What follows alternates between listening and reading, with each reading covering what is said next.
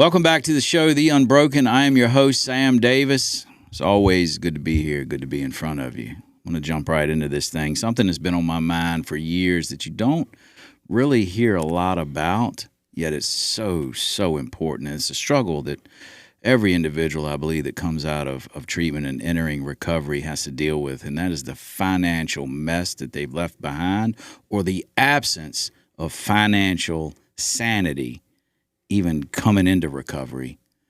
Treatment centers, by and large, don't address this or add this skill set of teaching people in early recovery who maybe haven't had a history of dealing with financials very well, or establishing credit, or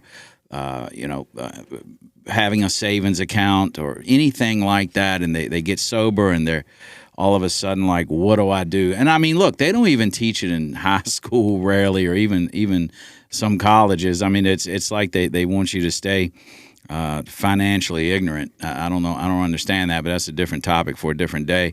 But I got Carlton Norwood that came up from Georgia again today. I always love to have him here. He's a provider on Intervention on Call, as am I. I'm the founder and owner of Intervention on Call, and also sponsors this episode. It is a platform of interventionists that come together to give you guidance, strategy, and a plan. We offer free family support groups 5 nights a week, totally free, no catch, solution based, but nothing goes together better than that free family support where you're being supported by other people. You're in a community of people that are going through the same things that you are, so you don't feel alone, and combine that with some coaching sessions by us, by the hour, on demand, $150 a session. Best money you'll ever spend when dealing with your addicted loved one, I believe, to get you prepped for it.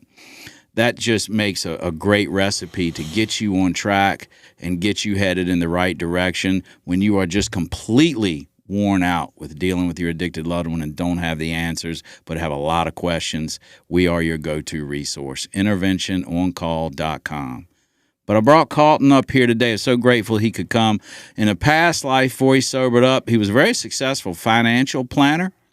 He still has that knowledge, still applies it in his life, and I brought him up here today to give us some guidance and some tips on how people that are in early recovery, no matter if you've never had credit or you had massive wealth and lost it all to your addiction, for some tips and some strategies, how to stay in that balance of recovery and growing your financial nest egg, or just staying on track. Carlton, glad to have you, man. Glad you're here. Sam, thanks for having me. I'm glad to be back in Virginia. Yeah, man, you drove up. I'm going to drive right back. That's right. It's just like going down the street, right? Like going to the store. We all work in the car a lot, so that's what I'm doing in the car. So it is like going to the store, and I'm glad to be here. Thank you. Yeah, so, look, you were a financial planner in a previous life. I was. Still have the knowledge and the expertise. Sure.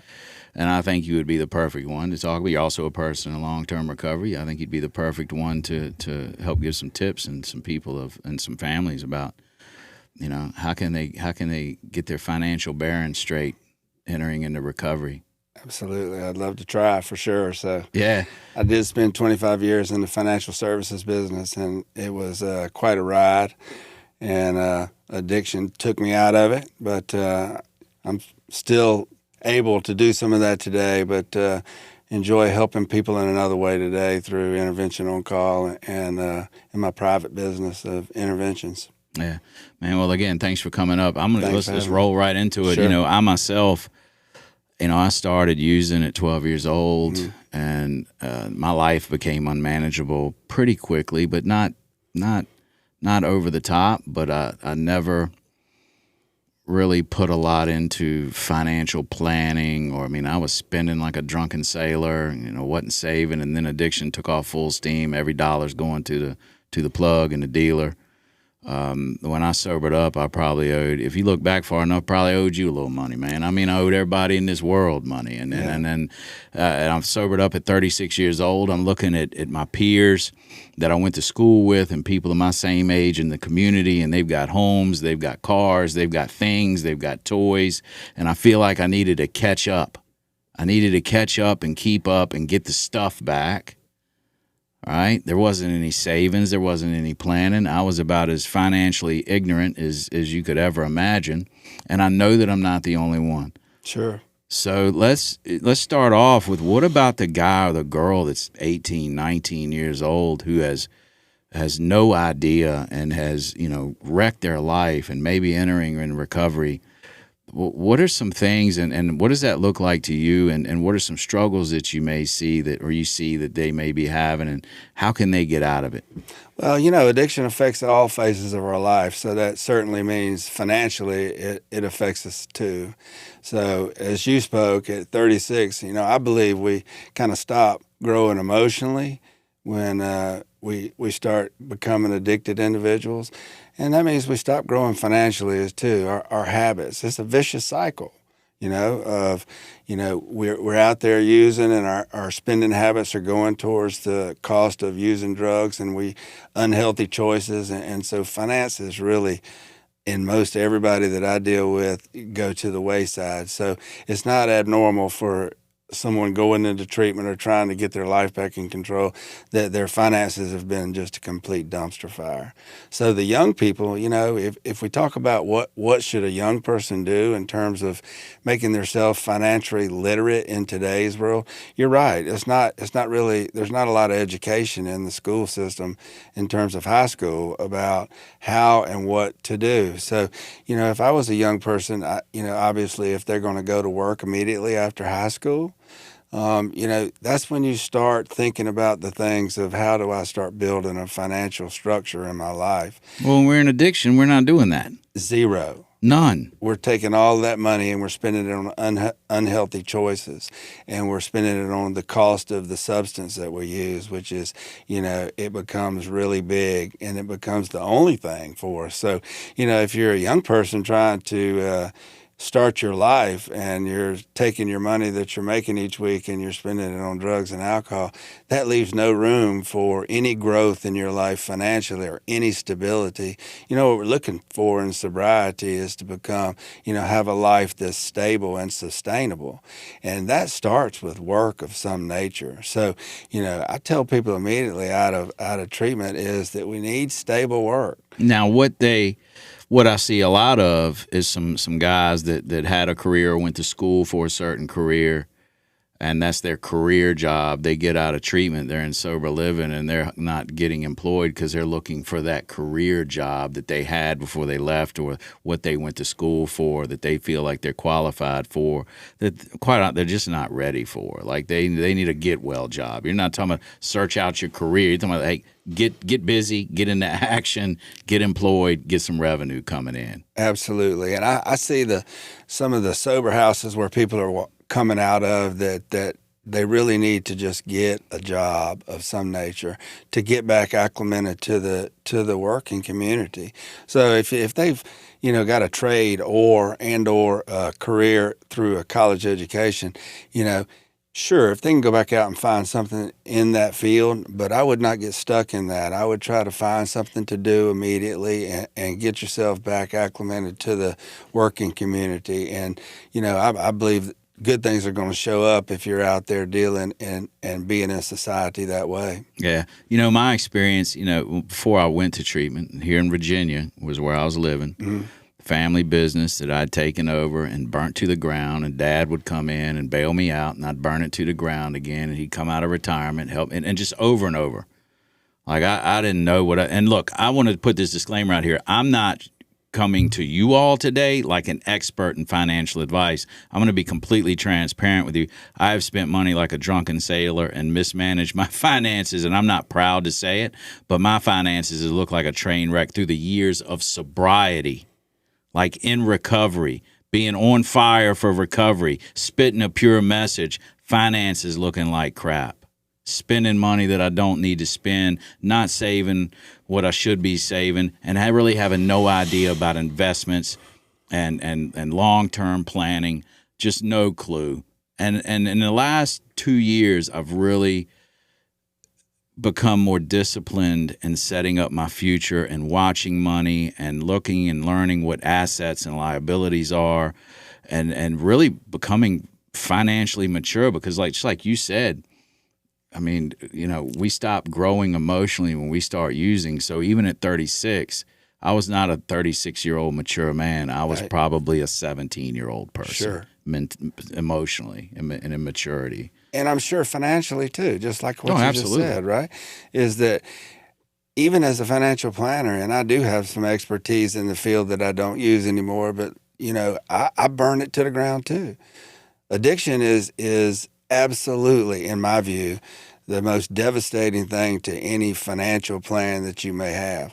The unhealthy habits that go along with addiction, not just the cost of the substance, but the cost of poor spending habits, the cost of going out and not really focusing in on what's important in your life because you're trapped in addiction and you're focused in on drugs and alcohol and having a good time and blowing money. Yeah, gambling. It's on and on. Yeah, and let's not even.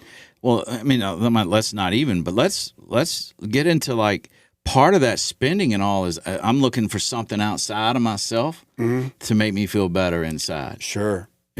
One thing, because I used to run sober livings. I had some sober living homes here in Richmond until I, got a little older in age. I'm like, man, I can't do all this. I guess too many irons in the fire. It's a lot too. It's a lot running a sober living. But I see guys coming in, and this is why also it goes without saying that if families are going to continue to financially support their loved one, your loved one will never pick up on any of this. That's right. They'll never grow emotionally, financially stable. I don't believe that. If families are continuing to fund, why are they going to take in any of what we're saying? That's right. But if you get a guy or a girl that comes into sober living straight out of treatment, they don't have 2 nickels to rub together. Certainly, a family's going to have to, pay the first maybe month or 2 of sober living. And it depends, if it's a more structured program with more services provided, it may be beyond their ability to pay for that sober living. The family's going to have to assist. But they come in and they get a food card, or the family's getting their groceries or providing them resources for groceries first week. They're door dashing, they're going to Starbucks, they're spending. Well, I don't even go to Starbucks. I'm not a fan of Starbucks. I just don't like the coffee. Yeah. I don't like the energy in the room. Really, nothing against Starbucks. It's just not my flavor. Yeah. But I think $7, $8 for a cup of coffee, and they're doing that every day, and they don't have 2 nickels to rub together. That's right. The next thing you know, they're going to the grocery store. They don't know how to budget for groceries. They're getting, and then in a week they're asking for more money for more groceries, or they're door dashing. And so, that's a tough spot to be in. And families get frustrated, and the families tap into their own stuff again and get triggered. And, I got to get in here and do it for them because they're not going to be able to do it. But that is the importance of setting boundaries with your loved one, because you'll put them in help place them into a position where they're going to come willing to handle their finances a little better than they were. I know. And I started saying this, I came from a family business and went to Texas and had nothing. I mean, I came from addiction, before it got horrible, where I had things. I had the toys. If you looked at my outsides, it looked pretty good. I had the land, the cars, the wife, and some of the toys, the 4-wheelers and stuff. No savings. There was cobwebs in the savings account. But the outsides looked good. Right. And so I go to Texas. I got to make it on my own because my family followed directions to set boundaries and allowed me to be an adult. I had to get a job. I was a job on a tree trimming crew making $9 an hour in 114-degree heat. Yes, sir. I had to do that. Humbling. But that's what I had to do to make ends meet. And you can bet I wasn't buying $10 Starbucks. I wasn't doing any of that. But I was spending money still foolishly in some places, still financially ignorant. Okay. But what is a good plan of attack? Okay. So if you're coming out of treatment, and I like the sober livings that absolutely put you to work immediately and you pay your own way. That is starting the process of putting your life back together. Not only they make your bed every day or whatever, get up at a certain time, but you get in a van and you go to a job, and that is provided through that sober living, and you pay your way weekly. That immediately starts the idea of, okay, I make $300 this week, $200 goes to pay my 3 hots and a cot and my transportation. I got $100 left over, and I need to budget that. So do some of them budget that well? Some. Do some of them buy the Starbucks and the DoorDash or whatever with some of that, and they're out in 2 days? Yes. But what it starts to teach you is that you got to have a budget. And budgeting is one of the critical aspects that you can start someone on in terms of starting to live a sustainable life. Is that, look, you know what you're bringing in, and if you spend more than that, this isn't the government, right? They're the only people who can spend more than they're bringing in, right? And that's called deficit spending. We can't do that. Well, we know that we got $100. If you need a pack of cigarettes, that's your choice. But starting to create a budget immediately is one of the best tools that they can teach, or you can learn, is that what I'm making, what my expenses are, what's left over. And what's left over is what you need to budget. And you need to decide what you're going to spend that money on. And to me, you ought to be saying, if I have $100 a week, I need to save 10 of that. I need to save $10. So right? you are all in favor, like, hey, get you a bank account. Well, I am immediately. The banks, don't let me get too far off on beating up on the banks, but the banks are in position that with overdraft fees and all of the fees that the banks can charge you. So I recommend getting into the banking that's online today that is free, right? And what they're looking for is future customers. And free banking is pretty critical because, there's fees and all kind of banking. But I do recommend immediately starting to save some money, whether that's under your mattress or whether that's in a bank, right? Which under the mattress of a sober house probably not a good spot. To be maybe doing not. That. But you're talking about there's online banking accounts or online savings accounts that are free. Those online accounts tend to pay a higher interest.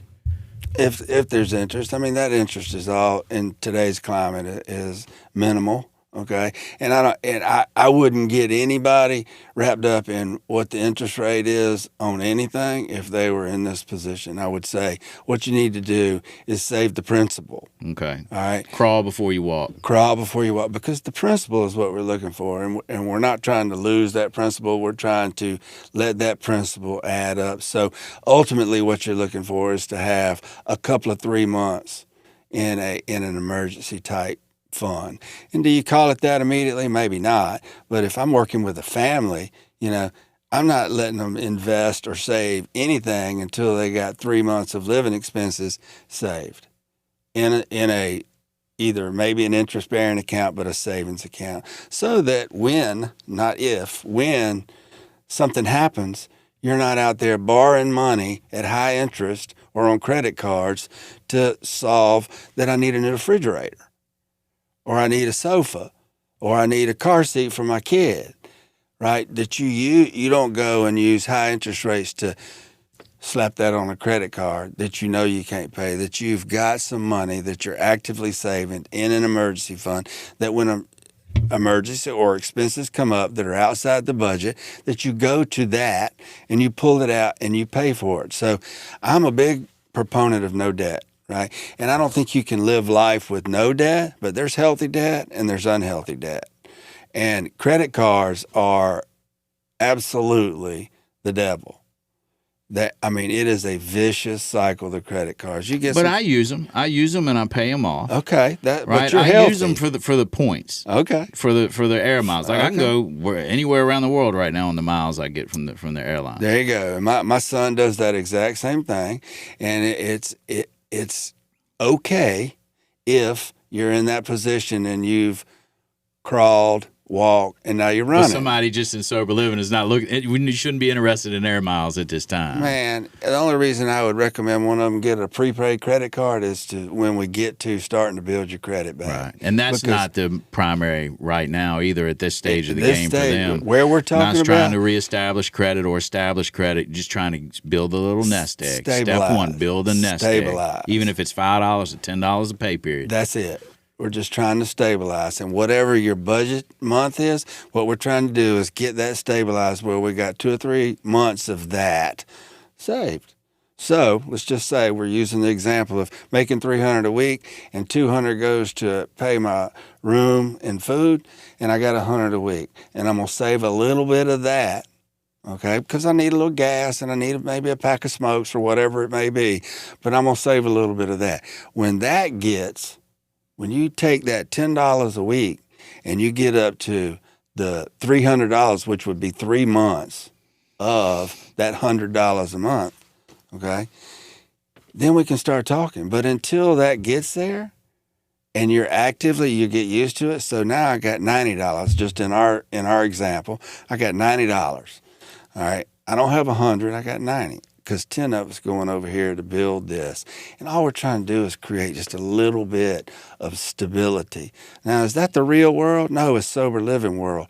But what it's doing is getting you in the habit of, if I got this in expendable money this week, then I'm going to save 10% of it, or whatever the number may be. Maybe it's 15%. And that is living sober. It is learning to live like regular, normal, productive people. Yep.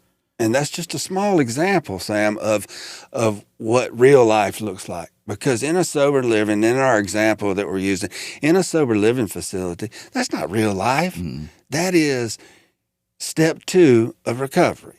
In my view, right? That we've gone to treatment, put a Band-Aid on it. Now we're working and we're living in a sober environment, and we're working these steps that we use, and we're trying to figure out what was going on with us and starting to heal. But you also got to know that you got to start healing financially, because every time the finances are not, people are just not in abundance when they go into a treatment facility.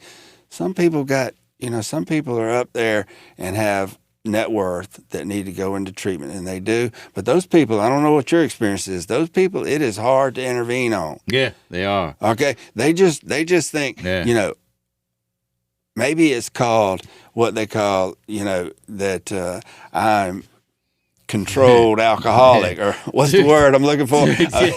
Dude, honestly, I'm being honest here.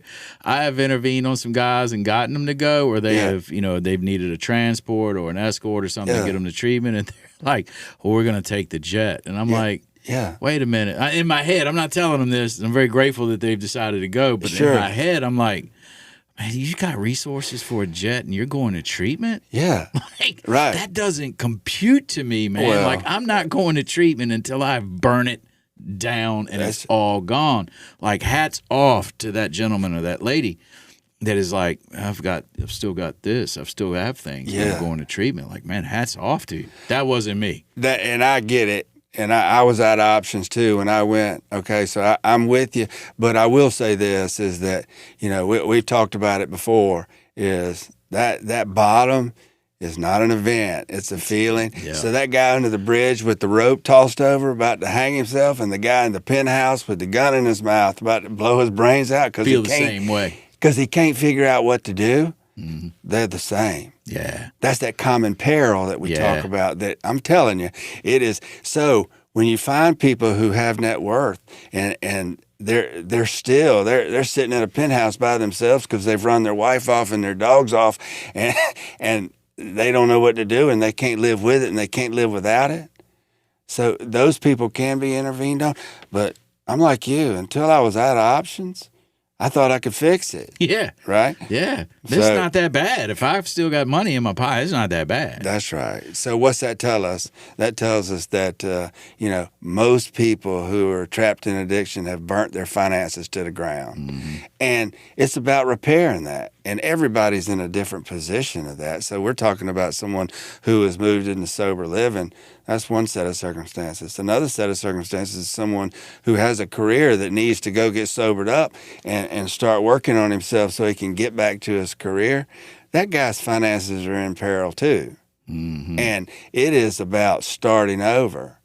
And that's what it was for me, is that, I had lots of things. I was successful in the financial services business. I had a family. I had all that stuff. But by the time my options had run out, look, I was looking at 2 felonies in my life, Right. And I was looking at, burn everything down, trying to get out from under that.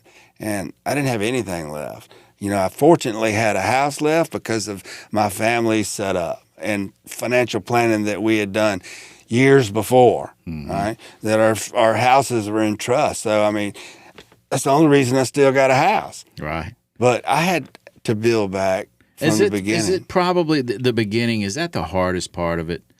in the financial, like getting your financial stuff together, when you're talking about, setting $10 aside on someone's a young person or a young adult just going into sober, just starting out, that's probably the biggest part to chew, right? Is the discipline of setting that $10 aside and the impulse control, which people in early recovery lack discipline and we lack impulse control. We hadn't gotten there yet. So it's not so much the biggest part going to be, things are just so expensive, it's hard to save this. It's going to be countering your impulse control and your lack of discipline to be able to keep that in the kitty where it needs to be. That's right.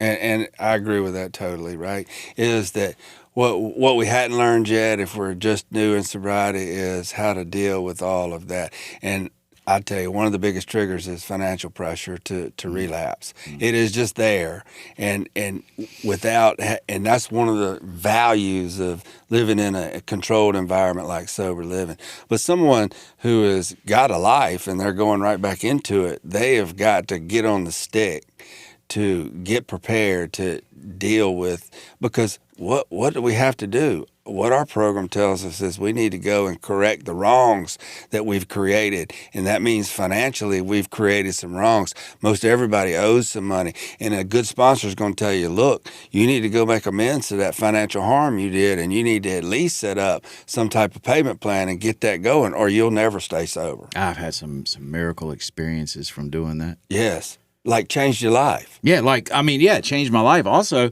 I thought I owed, well, I'm sure I owed. I mean, like I said, I owed everybody. There you go. He probably owed you. I probably owed the Well, engineer I need my back money, there. Sam. Hey, well, I'll pay you Tuesday. Okay, thank you. But, man, I thought I had owed some money to the phone company, the mobile phone company, and I did. And when I called him, I don't know how this, only I put it on as God, is that I called and said, hey, I'm someone and I'm on this journey and I calls them, I owe you guys some money and it's been a while and I want to make it right. Was, did what I'm supposed to say when I'm approaching someone for making a financial amends. And they said, we don't have any record of you owing us anything. Right. She said, but I appreciate you and the willingness to come and be so honest and be willing to make it right, but you don't have a wrong to make right here. I'm like, are you sure? and then they said, yeah. And then the old guy came in that I heard and said, it's important. There's rigorously honest and there's rigorously stupid. Don't get the two confused. If the lady's told you twice you don't owe them any money, say thank you and walk away. That's right. You did your part. Yeah. Right? So, what we're looking at is step 2 after stabilization financially is that if you're in recovery, and you can see this with people who are active, is that you've got to make those financial amends. You've got to go out there to the world where you created these harms, and you've got to look into that, talk to those people, and set it up. Is that going to be part of your budgeting? Yes. Yep. Because you know what? You might have to pay them $10 a week in our scenario, and you should. If you want to stay sober, you should get that cleaned up. But here's something, I'm sorry to interrupt you, but I wanted to jump in there. Here's something that many people may not believe, but when you start turning into the positive flow of the world and rolling with the current and doing the right thing, and I have had experience after experience when I'm doing what I'm supposed to do and I'm putting my full trust in God and I'm taking the action, and maybe I've got to pay $20 a week out of that 100 for a financial amends. I have seen it time and time again, and I'm there's no denying it that there's always provided a way. Yep. When you're doing that, more is going to come towards you. I've just seen it too much. And me too. I agree with that totally, right?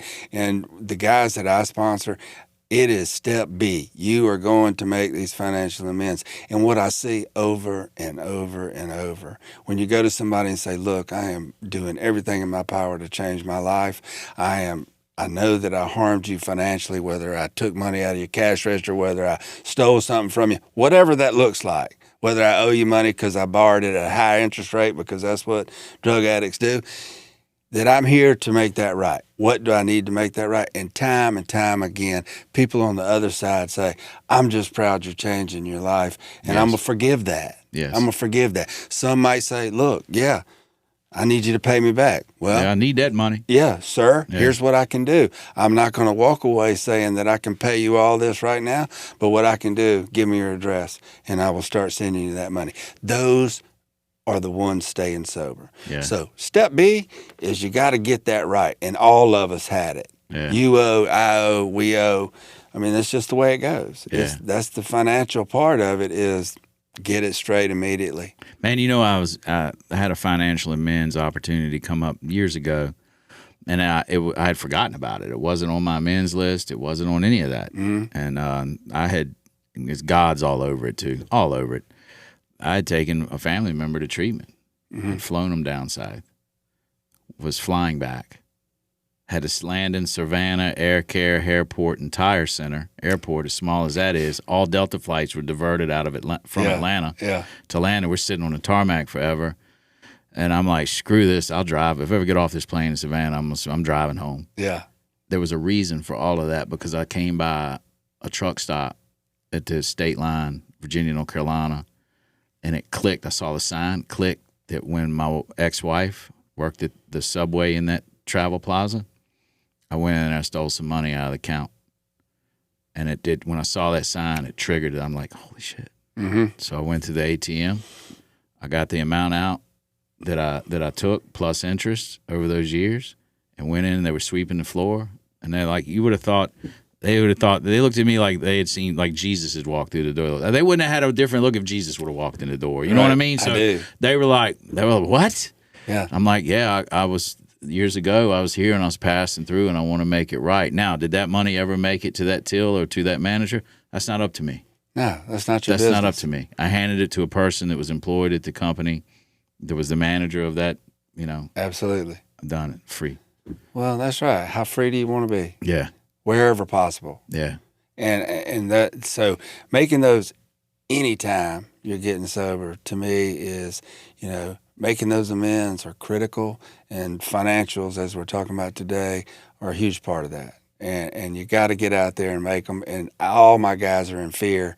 Oh, well, I don't have that money. I don't have this. I don't have that. It doesn't matter. Go talk to them. Yeah. And so that I feel like is step 2 in trying to rebuild is budgeting. Make your financial amends. Get that right. Make that inclusive in your budgeting. Start a little savings. So those are just little small steps. And next it's on to the credit. Right? Okay. So let's jump into the credit. What do we do there? Because most of us have if they have any credit at all, they either have no credit or they have like crackhead credit. And I know you're not going to see that on the FICO score, right? That's the right. crackhead credit needle. That's right. But crackhead credit is worse than bad credit. That's crackhead credit. That's a different level stuff. Like crackhead credit. It is. I had crackhead credit. All right. Right. So what do we do when they're looking at that mountain of crap credit? And they're like, man, I'll never get out of this because, man, you got to understand too. Well, I know you understand, but the audience needs to understand that families have been doing things for their loved one, thinking that they're helping, and really in their mind they're thinking that their loved one is not capable. Mm-hmm. The message that they're sending their loved one over and over and over and unknowingly is that we don't believe in you. You're not capable. You can't do this. So they're coming with that all on top of an already established zero self-esteem. That's right. And then they come out of treatment. They're in a sober living. They're making pennies or peanuts or whatever. They're maybe making pretty good money. Look, we're some of the most talented and gifted people. There is no reason, I believe, and I'll refuse to accept that an addicted individual just barely skimming is the best they've got to offer. No, I think everyone is able to achieve greatness and financial security and abundance. But when they're coming to the table in a sober living with that low self-esteem and that message has been said, that's not their family's fault. They're not meaning to do it, but it is what it is. And they're trying to untangle all of that and build self-esteem. Well, that's a tall order, man. It is. It's a tall order to start talking about building credit. Like, how, man? How? Yeah. So and what do they do? We're dealing with families every day trying to help them understand that they're beating on that self-esteem unknowingly. It's not intuitive. You know, your family thinks they're helping you. And, you know, in some regard, they may be. But what it is I believe you in that regard is that it's, beating on that self-esteem that they think you're not capable. We got to take care of this. Yeah. So building your credit back and I never did any credit repair for people. It's just not my bailiwick. But there are companies out there that will help you build your credit. And where should they stay away from? Because are there some institutions that take advantage of people with that? The credit repair people. What is that? I've never used a credit repair, but I think what it is just I don't know the names of them. I'm not going to call any names of them. But what I'm saying is that in any business, just like the treatment world, there's good and bad. But what I mean by that is when you start, if you pull your credit report, you can call somebody or you can pull your own credit report and you can see what's on there. And you can start calling those companies and saying, what's the deal with this? You can write a letter. You can do all this. A lot of the junk that builds up on credit reports is just what it is, junk. And it's this or that, and because companies don't know what else to do, they just throw it on your credit report. They think that's what they're doing to you to get even or be fair about it. So a lot of that is really easily cleared up pretty quick. See a lot of hospital stuff on there, medical stuff on there that can be cleared up pretty quickly. And you can negotiate with them too, right? Absolutely. Like if they're can you walk them through like how it ends up with a credit collections agency? They buy the debt from the original business. They do. For pennies on the dollar. Mm-hmm. They're looking to collect the amount that you owed the original company. Right. But they will negotiate. They will.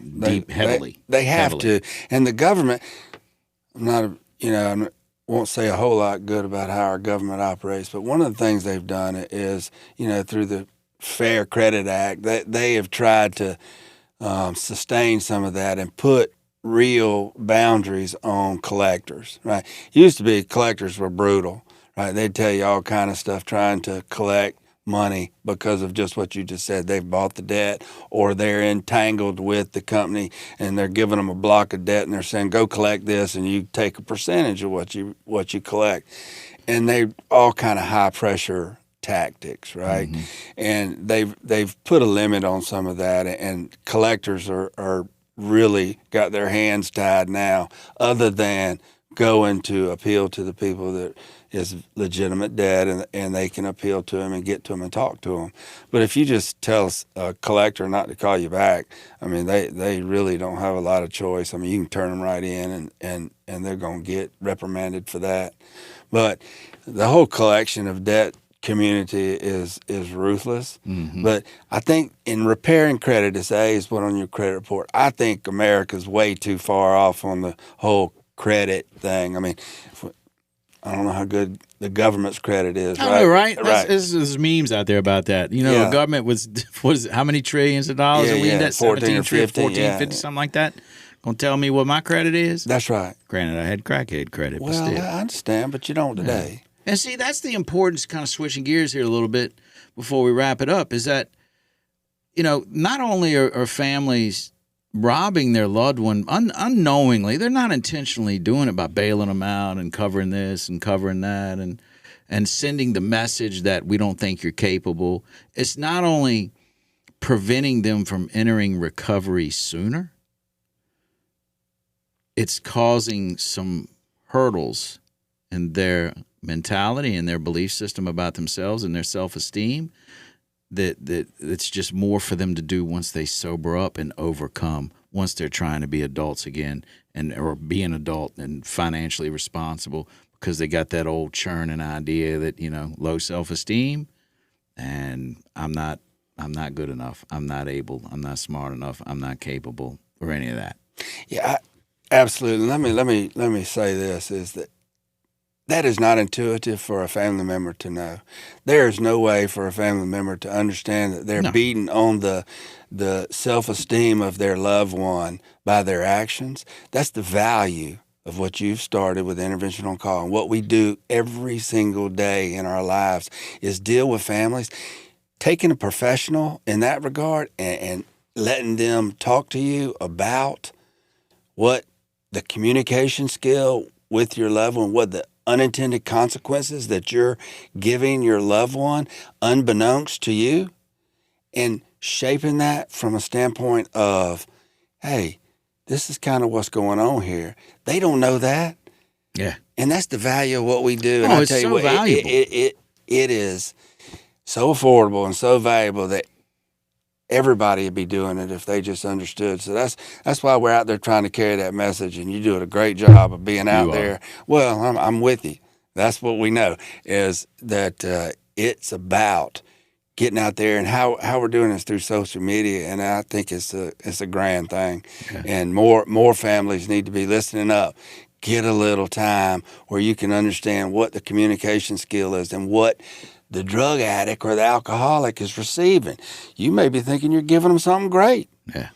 But in reality, it's kind of working in a way that's not intuitive for you to understand. And boy, the 8 of us can put that in perspective in about one hot minute. Absolutely. Right? And as we were talking earlier before the episode started, off camera, was, we're noticing people that show up to the free family support groups, which are 5 nights a week. You just go on to Intervention on Call and register for the link. You get a link and you show up on Zoom. And the ones that do that for a little while, then come get a couple sessions with us, when they show back up on family support meetings, it's like they've jumped 3 grades from other people in the support groups that haven't done sessions with us. It's like it's not just about coming and getting information. It's about putting some of that information into a personalized plan and some strategy and some guidance that's unique to their situation, and taking some action around it. That's where the real